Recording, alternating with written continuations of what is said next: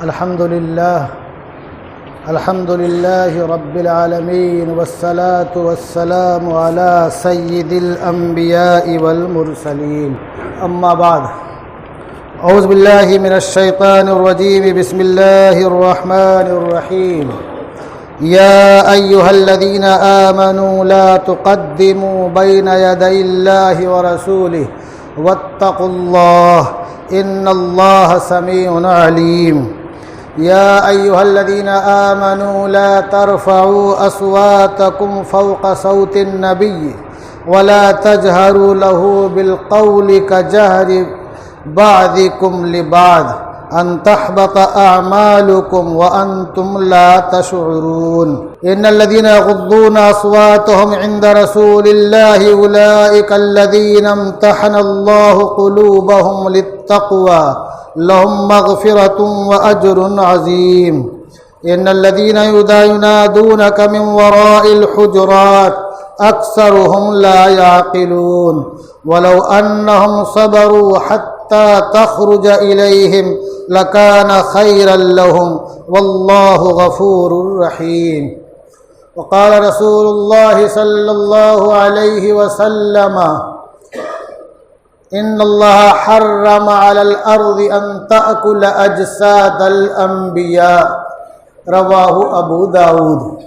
حضرات محترم، کچھ واقعات ایسے ہوتے ہیں کہ جن کا تذکرہ کر کے سبق حاصل کیا جائے اور خیر کے کاموں میں سبقت لے جانے کی کوشش کی جائے، چونکہ اس زمانے میں لوگوں کا ایک مزاج بن گیا ہے کہ اپنے طریقے سے اور اپنے طور پر بہت سی باتوں کو سوچتے ہیں، سمجھتے ہیں اور عمل کرنے کی کوشش کرتے ہیں، جبکہ ایسا نہیں ہونا چاہیے۔ جناب رسول اللہ صلی اللہ علیہ وسلم کی حیات مبارکہ میں اور آپ کے بعد آپ کے جانثاروں کی زندگی میں کیا تھا کیا نہیں تھا، ہمیں وہ دیکھنا چاہیے۔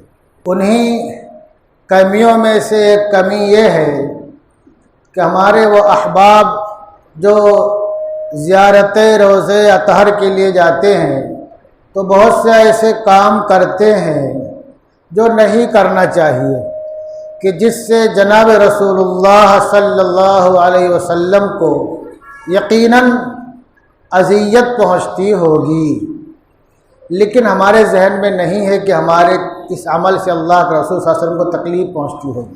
ہمارے بہت سے بھائی ربیع الاول کے مہینے میں جاتے ہیں، جیسا کہ اس سال کا ویڈیو وائرل ہوا، اتنے زور سے مجمع لگا کے نعرہ لگا رہے ہیں۔ اب وہ یہ نہیں سمجھتے ہیں کہ ہم کہاں اور کس جگہ پر ہیں، ہمیں یہ کرنا چاہیے کہ نہیں کرنا چاہیے۔ بہت افسوس کا مقام ہے، چونکہ ہمیں معلوم نہیں ہے۔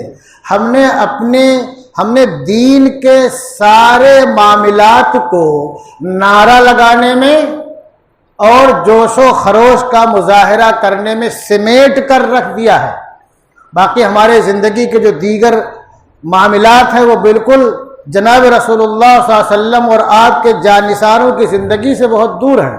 تو ہم کیا سمجھتے ہیں کہ سارا دین یہی ہے، نعرہ لگا دینا اور یہ کر دینا اور وہ کر دینا، اور یہی ہماری مغفرت کا ذریعہ ہے، جناب محمد رسول اللہ صلی اللہ علیہ وسلم کی شفاعت کا ذریعہ ہے۔ جبکہ حقیقت کیا ہے؟ قرآن میں 26ویں پارے میں سورہ حجرات ہے، سورہ حجرات کی آیت نمبر 1 سے 5 تک آپ پڑھیے، اور سورہ نور میں آیت نمبر 63 پڑھیے، اور ایک آیت اور ملا لیجئے، سورہ نساء آیت نمبر 64، تو آپ کو معلوم پڑ جائے گا کہ جناب رسول اللہ صلی اللہ علیہ وسلم کی حیات مبارکہ میں جو طریقہ اللہ تبارک و تعالیٰ نے بتلایا، وہی طریقہ آپ کے دنیا سے رحلت کے بعد بھی باقی ہے۔ اب اس کو ہم اس طرح سمجھ سکتے ہیں جو قرآن میں سورہ حجرات میں ہے۔ واقعہ یہ ہوا کہ بنو تمیم کے کچھ لوگ آئے، تقریباً 70 افراد، بدوی لوگ تھے، دیہاتی لوگ تھے۔ کچھ لوگوں نے خانہ بدوش لکھا۔ حضرت ابوبکر رضی اللہ تعالیٰ عنہ نے فرمایا کہ قعقاع بن معبد کو ان پر امیر بنایا جائے، اور حضرت عمر رضی اللہ تعالیٰ عنہ نے فرمایا کہ اقرع بن حابس کو ان پر امیر بنایا جائے۔ تو ذرا سی آواز بلند ہو گئی، ذرا سی آواز بلند ہو گئی۔ اب یہاں دو چیزیں ہیں، ایک یہ کہ سرور کائنات صلی اللہ علیہ وسلم کے حکم اور فیصلہ سے پہلے لوگ خود اپنی رائے دے رہے ہیں۔ دوسری بات یہ کہ اسی میں آواز بہت نہیں تھوڑی بلند ہوئی، ذرا سی۔ اللہ تعالیٰ نے کیا ارشاد فرمایا؟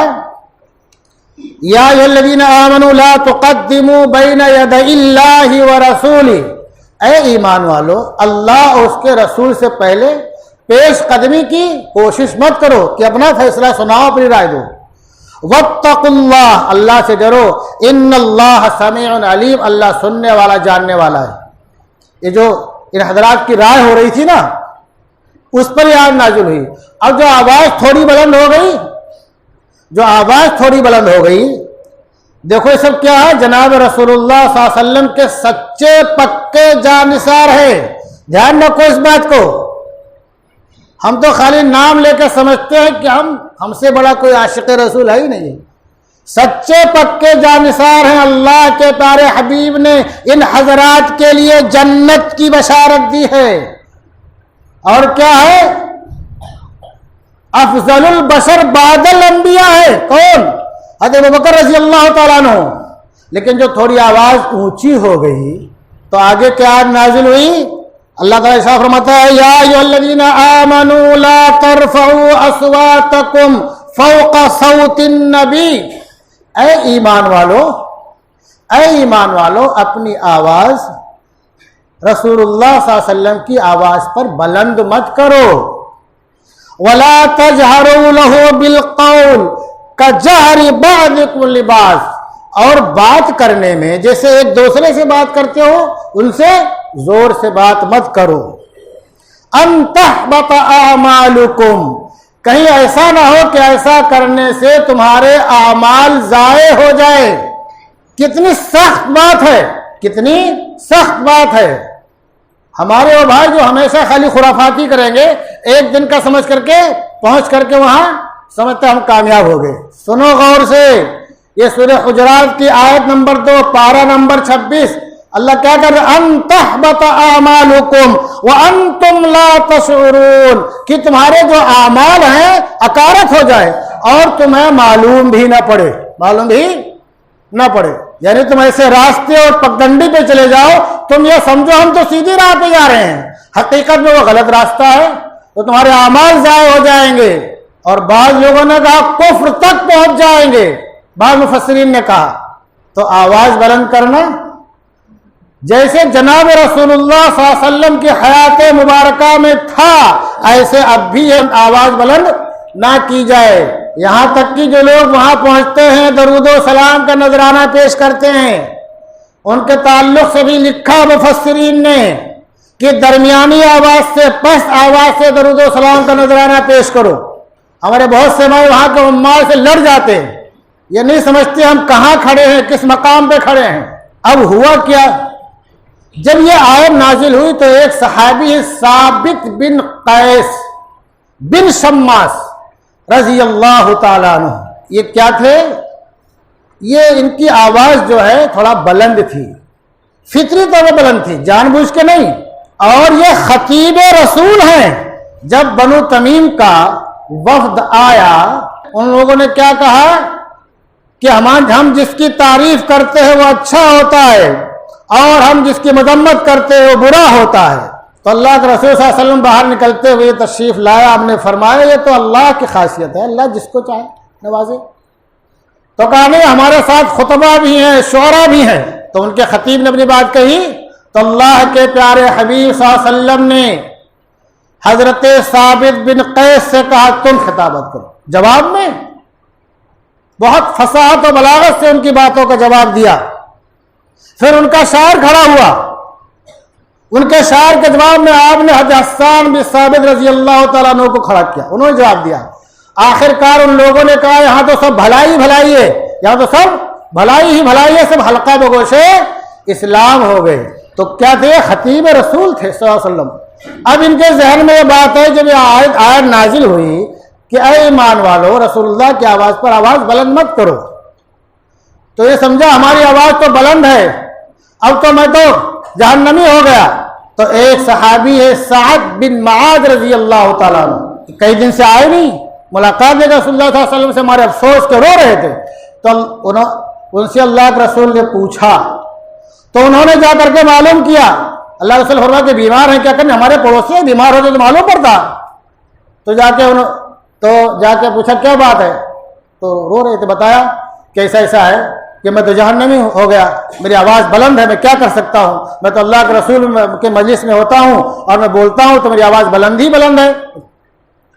تو انہوں نے آ کے اللہ کے رسول صلی اللہ علیہ وسلم کو بتایا کہ جو ہے یہ ثابت بن قیس رو رہے ہیں اور ایسا ایسا کہہ رہے ہیں. تو اللہ کے رسول نے فرمایا جا کے ثابت بن قیس کے سے کہہ دو ہوا من اہل الجنہ، کہ ثابت بن قیس جنتیوں میں سے ہیں. اور ایک دوسری روایت ہے نعم الرجل ثابت بن قیس، کہ ثابت بن قیس کتنے اچھے آدمی ہیں. جا کے ان کو بتایا تو ان کو تسلی تھوڑا ہوئی. ایک دوسری روایت ہے حضرت عاصم بن عدی رضی اللہ تعالیٰ عنہ آ رہے تھے، دیکھا یہ راستے میں رو رہے ہیں اور آ کے اللہ کے رسول صلی اللہ علیہ وسلم کو پورا واقعہ بتایا. تو اللہ کے رسول صلی اللہ علیہ وسلم کا جاؤ بلا لاؤ. تو جو بلانے گئے تو اس سے پہلے انہوں نے اپنی بیوی سے کہہ دیا کہ مجھے اونٹ کی کوٹھری میں کھوٹے سے باندھ دو، میں یا تو مر جاؤں گا وہاں یا اللہ کے رسول صلی اللہ علیہ وسلم مجھ سے راضی ہو جائیں گے. تو جب وہ عاصم بن عدی آئے، ان کی بیوی ہے جمیلہ بنت عبداللہ رضی اللہ تعالیٰ عنہ، ان سے معلوم کیا تو کہا گھر پہ تو نہیں، کہا کہاں وہ اونٹ کی کوٹھری میں ایسے ایسے کہا ہے تو ہم نے ایسے کر دیا، کیا کروں. تو کہا اچھا. تو ان کے پاس گئے، بتایا کہ اللہ کے رسول صلی اللہ علیہ وسلم نے آپ کو بلایا ہے اور خوشخبری سنائی ہے. تو کہا میری رسی توڑ دو، میری رسی توڑو، مجھے لے کے بہت رو رہے تھے. دیکھو یہ آواز ان کی جو اونچی تھی جان بوجھ کے نہیں، فطری اور قدرتی تھی. کہا رسی توڑ دو، لے چلو.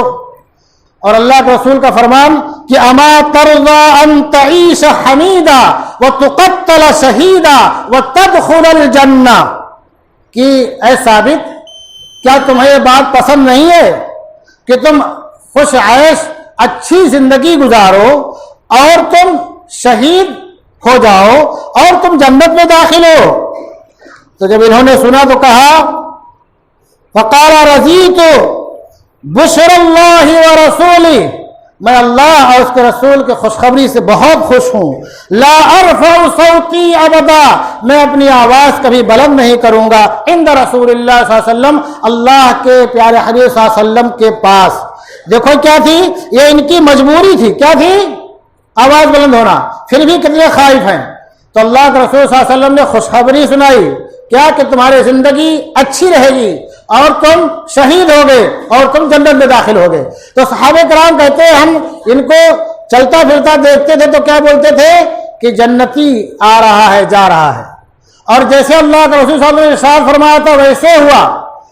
جناب رسول اللہ صلی اللہ علیہ وسلم کی دنیا سے رخصت ہونے کے بعد مسیلمہ کذاب نے سے مقابلہ ہوا یمامہ کے مقام پر، اور مسیلمہ کذاب کے لوگوں نے 3 بار ایسا شدید حملہ کیا کہ لگ رہا تھا کہ مسلمانوں کے قدم اکھڑ جائیں گے. تو حضرت ثابت بن قیس جو کہ کفن پہن کے گئے تھے اور کفن والی خوشبو بھی لگا کے گئے تھے، حضرت سالم سے کہا کہ پہلے تو ایسا نہیں ہوتا تھا، رسول اللہ صلی اللہ علیہ وسلم کے زمانے میں لڑائی میں تو ایسا نہیں ہوتا تھا کہ ہمارے قدم اکھڑ جائے، ہم ڈر جائے، چلو آؤ. تو یہ دونوں شخص گڈھا کھود کے کھڑے ہو گئے تاکہ پیچھے جانے کا راستہ نہ رہے، اور اتنا زبردست مقابلہ کیا کہ مسلمانوں کو اللہ تبارک و تعالیٰ نے فتح عطا فرمائی اور حضرت ثابت بن قیس رضی اللہ تعالیٰ عنہ شہید ہو گئے. تو اللہ کے رسول نے کیا فرمایا، تمہاری زندگی اچھی رہے گی اور تم شہید ہو گئے، جنت میں داخل ہو گئے. تو شہیدوں کا ٹھکانہ کہاں ہے؟ جنت ہی ہے نا.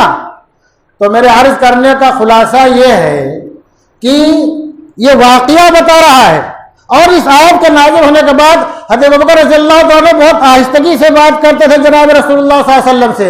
حضرت عمر رضی اللہ تعالیٰ تو اتنی آہستگی سے بات کرتے تھے کہ جناب رسول اللہ صلی اللہ علیہ وسلم کو دوبارہ پوچھنا پڑتا تھا تم کیا کہہ رہے ہو. ہمارے ادب کے ہمارے ادب کے. اور ایک واقعہ بتا دوں. واقعہ یہ ہے کہ دو لوگ مسجد میں آواز بلند کر رہے تھے. یہ جو ہے بخاری کی روایت ہے. بخاری کی روایت ہے. یہ راوی حضرت صائب بن یزید ہے. قال كنت قائما في المسجد کہ میں مسجد نبوی شریف میں کھڑا تھا. فحسبني رجل مجھے ایک شخص نے کنکر ماری آہستہ سے, آواز نہ ہو. فنظرت الیہ تو میں نے ادھر دیکھا. فاذا عمر بن الخطاب تو عمر بن خطاب تھے. فقال اذهب فاتني بهذين تو مجھ سے کہا جاؤ ان دونوں کو لے آؤ جو آواز کر رہے تھے. فجئته بهما تو میں ان دونوں کو حضرت کے پاس لے آیا. فقال ممن انتما تم دونوں کہاں سے آئے ہو؟ قال من اہل الطائف ان دونوں نے کہا ہم لوگ طائف سے آئے ہیں. تو آپ نے فرمایا قال لو کنتما من اہل البلد کہ اگر تم دونوں یہاں کے رہواسی ہوتے لأوجعتکما تو میں تم دونوں کو سزا دیتا. کیوں؟ ترفعان صواتکما فی مسجد رسول اللہ صلی اللہ علیہ وسلم کہ تم دونوں جناب رسول اللہ صلی اللہ علیہ وسلم کی مسجد میں آواز بلند کر رہے ہو. لیکن تم کو معلوم نہیں ہے. اگر یہاں کے ہوتے تو ضرور سزا دیتا. اور چونکہ تم لوگ باہر کو تم کو نہیں معلوم ہے تو آئندہ احتیاط کرو, سزا نہیں دے رہا ہوں. یہ بخاری کی روایت ہے مسلمانوں. باب رفع الصوت کتاب الصلاۃ میں دیکھ لینا. یعنی کہ اگر ذرا سے بھی آواز بلند ہو جائے تو صحابہ کرام اس کو برداشت نہیں کرتے تھے کیونکہ اللہ کا حکم جو نازل ہو گیا اس لیے. تو جیسے آپ کا ادب اور احترام آپ کی حیات مبارکہ میں تھا ویسے ہی آپ کا ادب و احترام ابھی بھی لازم ہے. وہاں نعرہ بازی کرنا, شور و شغف کرنا, ہلا دنگا کرنا اور جو ہم کرتے ہیں وہ سب کرنا بالکل درست نہیں ہے. اللہ نے ببانگ دہل اعلان کر دیا ان تحبط اعمالکم وانتم لا تشعرون کہ ایسا کرنے سے ہو سکتا ہے کہ تمہارے اعمال اکارت ہو جائے تم سمجھ بھی نہ پاؤ. یہ سوء ادب و بے ادبی سے. اور واقعہ بتا دوں میں ادب کتنا تھا لوگوں میں. جب ترکی سلاطین نے مسجد نبوی کی تعمیر کرنی چاہی, توسیع کرنی چاہی تو باقاعدہ خلیفہ وقت نے اعلان کرا دیا کہ پوری دنیا میں اعلان کر دو کہ ماہرین جمع ہو جائیں. تو ماہرین پوری دنیا سے آگے پوری ایک بستی بس گئی اور اپنے عمال کو حکم دیا کہ ان سب کو آباد کر دو اور پھر ان کو بلایا اور ان سب کا خرچہ برداشت کرو. کہا ابھی تمہارے پاس جو ہنر اور فن ہے وہ اپنی نسلوں کو سکھا دو اور اپنی نسلوں کو حافظ قرآن بنا دو. یہ تم کام نہیں کرو گے, تمہاری نسلیں یہ کام کریں گی. اب پتھر لگانا اور کیا کیا کرنا کتنا کھٹپٹ ہوتا ہے. کیا ہوا پھر ان لوگوں نے پتھروں کی بھی تحقیق کی, لکڑیوں کی تحقیق کی دوسری جگہوں سے. پھر بالکل مدینہ منورہ سے بہت دور ایک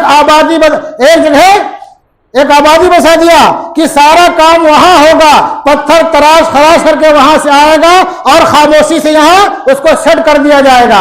اگر پتھر نہیں سیٹ ہوگا تو اس پتھر کو نکال کر کے پھر اسی جگہ لے جایا جائے گا, پھر وہاں اس کو اسی سائز کا کاٹ کر کے پھر یہاں لایا جائے گا. اتنا احترام کون کر رہا ہے؟ کون کر رہا ہے؟ ترکی کے جو سلاطین تھے وہ اتنا احترام کر رہے تھے. جو ہنرمند افراد آئے تھے آباد ہوئے وہ 25 سال کے بعد ان کی نسلیں تیار ہوئی, حافظ قرآن ہوئی, اس لائق بنی کہ وہ اپنے باپ کے فن اور ہنر کو بروئے کار لا سکے اور حافظ قرآن بھی ہوئے.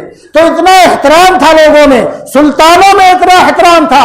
سلطانوں کی بات کر رہا ہوں, ہمارا بات نہیں کر رہا ہوں, ہماشمہ کی بات کر رہا ہوں کہ اپنے عمال کو حکم دے دیا کسی پتھر پر ہتھوڑا نہیں مارا جائے گا, کسی پتھر کو وہاں کاٹا نہیں جائے گا, بالکل آواز نہیں آنی چاہیے. اور اگر بہت سخت ضرورت پڑ جائے وہ بٹھانے میں ٹھوکتے ہیں نا, بٹھانے میں پتھر تو اس ہتھوڑے کے اوپر موٹا کپڑا باندھا جائے اور ایسا مارا جائے کہ بالکل آواز نکلے. اور سن لو یہ خلیفہ ہارون رشید کو کون نہیں جانتا ہے؟